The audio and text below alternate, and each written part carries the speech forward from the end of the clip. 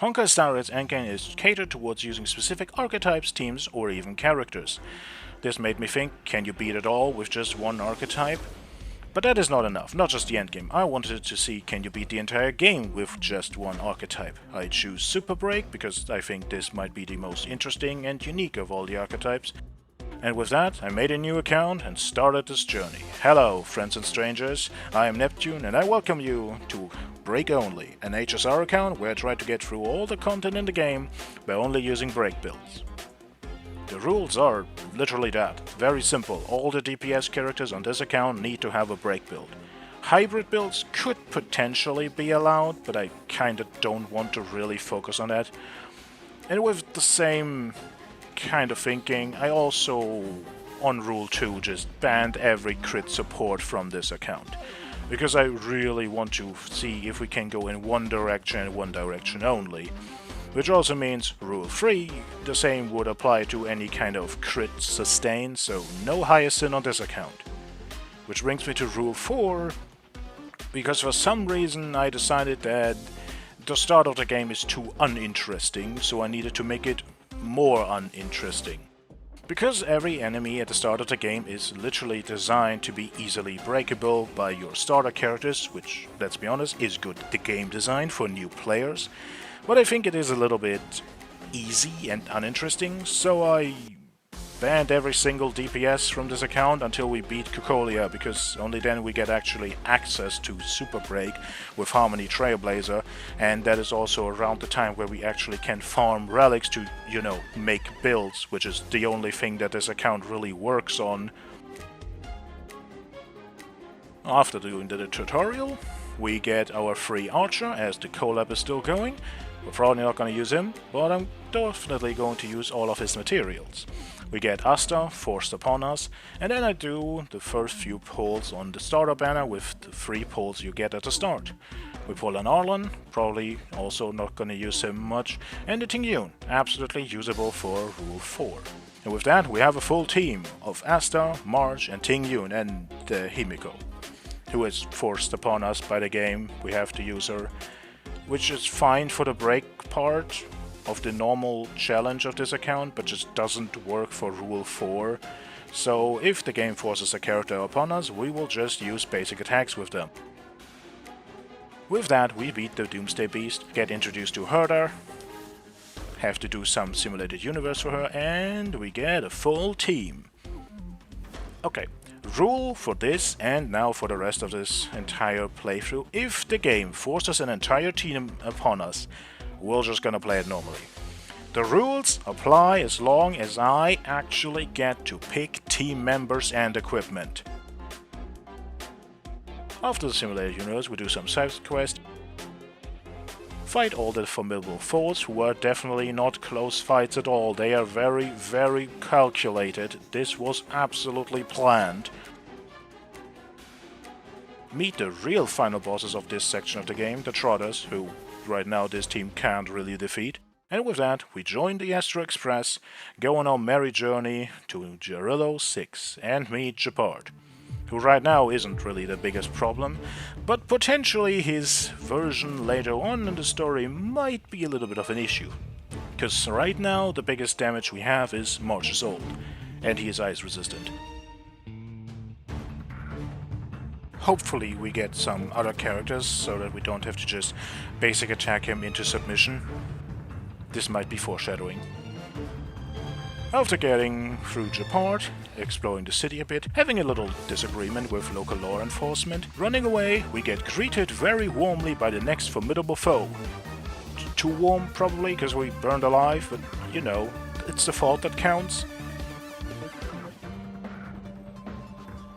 Learning from that experience, in the next boss fight, we get to return the favor to Bronya, especially Asta does, and showcases how amazingly well bounce attacks works at reducing a single target's toughness. After the fight, we get rescued, kidnapped, become friends with Sampo.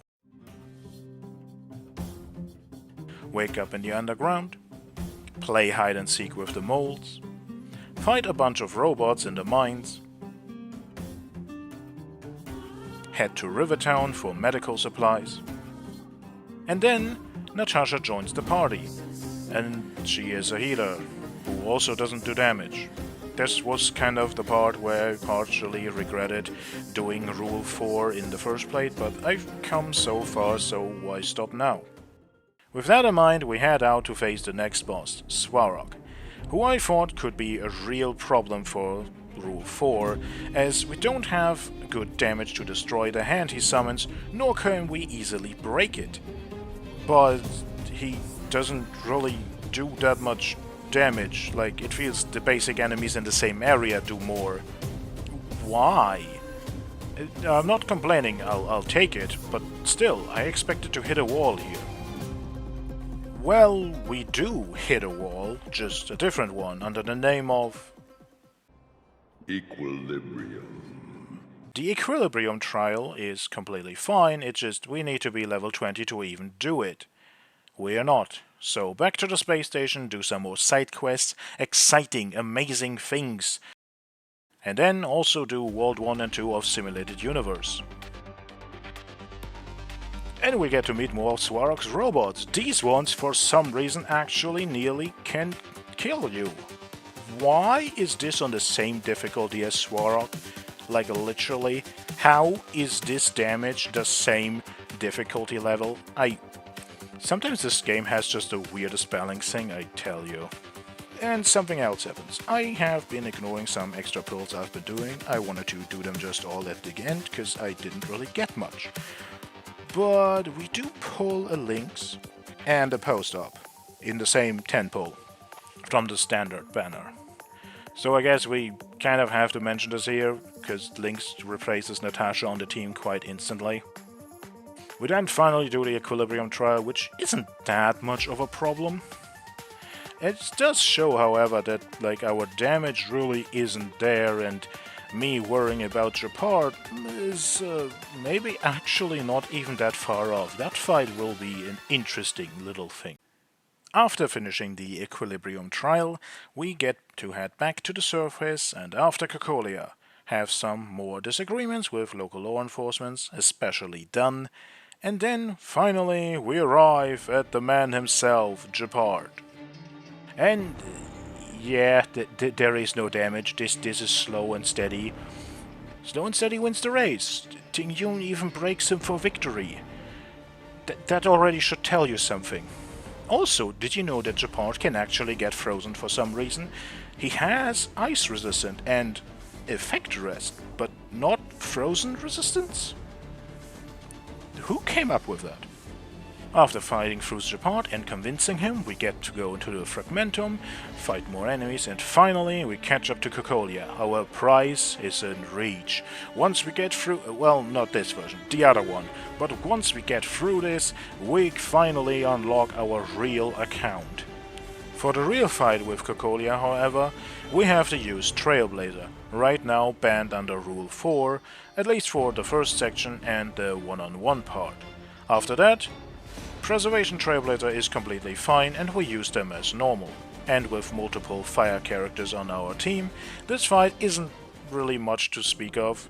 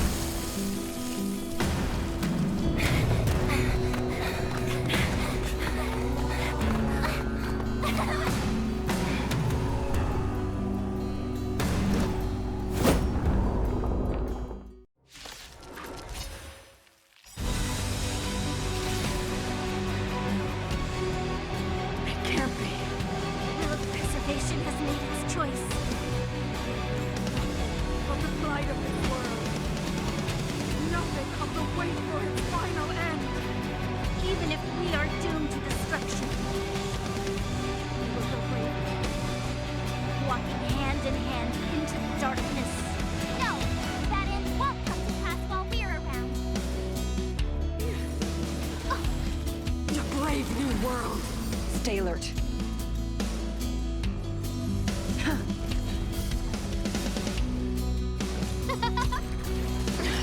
My turn! Everything is ordained by those stars. Give these trailblazers your blessing!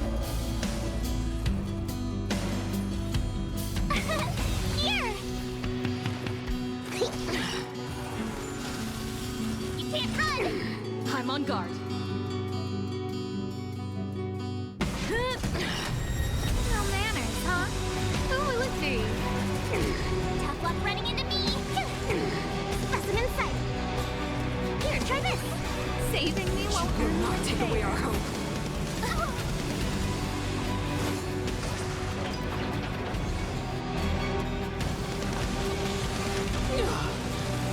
Plans at the ready. Gotta try hard sometime. Watch this awesome move!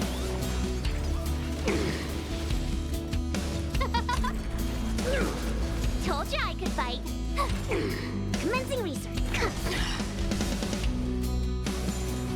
You can't run!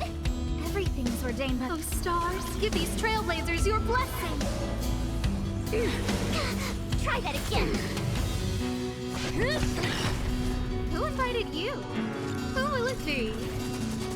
My turn!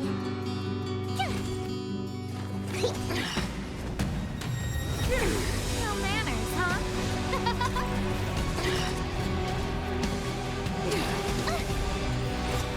The brave new world. Specimen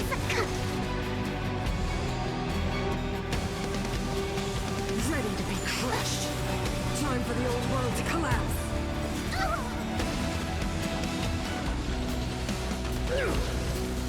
Scared yet? Who will it be? I'm on guard. Phew! Commencing research. Deep breaths. Thanks a lot. Who invited you?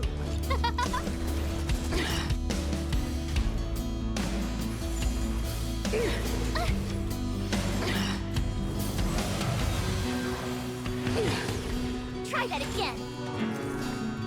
Gotta try hard sometime. Watch this awesome move.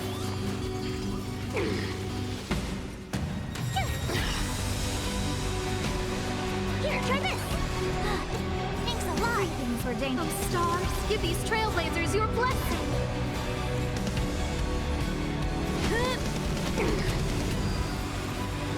No manners, huh? Who will it be? Lance ablaze. Lance, forward!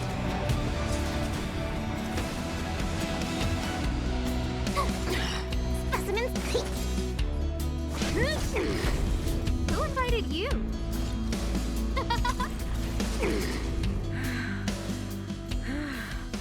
The power of the Stellaron is with me! You are but cinders of the old world, soon to become ashes!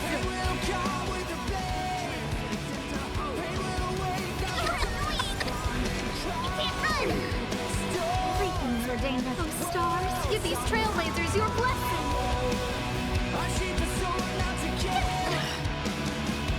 Try them all! Nice team.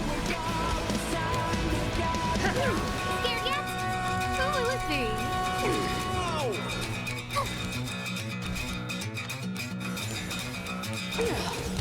Engulf the past. Commencing research.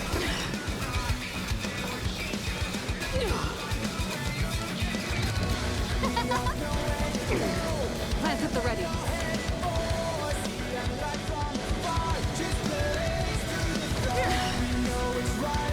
Power translates into hope. Big scratch. Tough luck running into Here, try this. Saving me won't earn you any favor. Who will it be?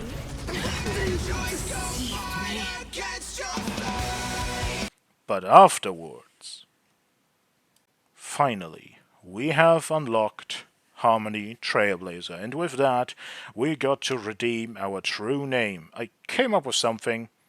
I do not ask me why. This is the name for this account now. And with the account now completely unlocked, I do some basic grinding for relics, some of the events, some other side quests, and we prepare to get this account rolling for real. Hey! Well, there were a lot of pulls that I haven't really shown yet, so I'm just gonna show them in the background. Some of them are actually really good, like the standard banner 5-star that we get at the start was Himiko. I quite honestly think this is one of the best we could have gotten for this account, because I want to beat endgame at the end of it all, and she absolutely will make good work of pure fiction. But also I want to talk about a bit more of what this account actually does. I have already recorded a bit more. We have started Forgotten Hall, and I'm about to start this Yanjo quest line. But I also think there are certain things that I want to think about of like, do I want to do it or do I not want to do it? One of the biggest things here is that I choose Break as the archetype, because I think it's just interesting if you have to think about like which character has to break or at what timing you have to do it. This, however, kind of goes against like the best character of the archetype, which would be Firefly, because like you just skill spam with her. And for the same reason, I also thought at first like potentially something like Anaxa could be incredibly good. This is also the reason I initially tried to pull on the Saritra banner, because I thought Saritra's double skill would enable some interesting things. But the more I thought about it, the more was like, Saritra is too much crit, so I banning her, and that is how Rule 2 and 3 actually happened.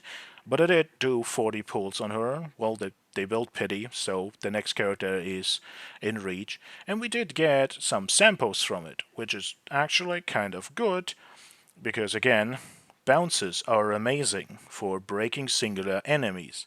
However, that made me think a bit more, especially with Anaxa in mind, and his skill is a bounce, and the double skill is kind of ridiculous at actually shredding toughness. And I thought, do I want this? If I don't want Firefly because she kind of makes everything the same, I also think the same about potentially not wanting Anaxa, even though I think he is supposed to get a rerun soon. This made me question if I should potentially just go out of my way and make like the most outlandish builds possible. I mean, like if we're talking about big bounces, Saber's ult has a 10 bounce in it, so should I make a break Saber just for the hell of it? Should this be more of a like full-on fun account where I just go off and try to do whatever the hell I feel like, or should I actually try to adhere to the meta at least somewhat, a little bit, to make it at least somewhat more feasible to actually get through everything? That's, however, it will be all for this first part of this. Leave a like if you enjoyed the video. Comment if you think my idea of potentially using more outlandish character choices may be more fun to watch or not. And subscribe if you want to watch the entire journey, because I want to do this to the end. Like, not just until I reach endgame, but for all the future updates of Star Rail, I really want to see, like, can you just force one archetype into everything, and will that work? How far can that get you? With that, have a nice day. Till next time. Bye bye.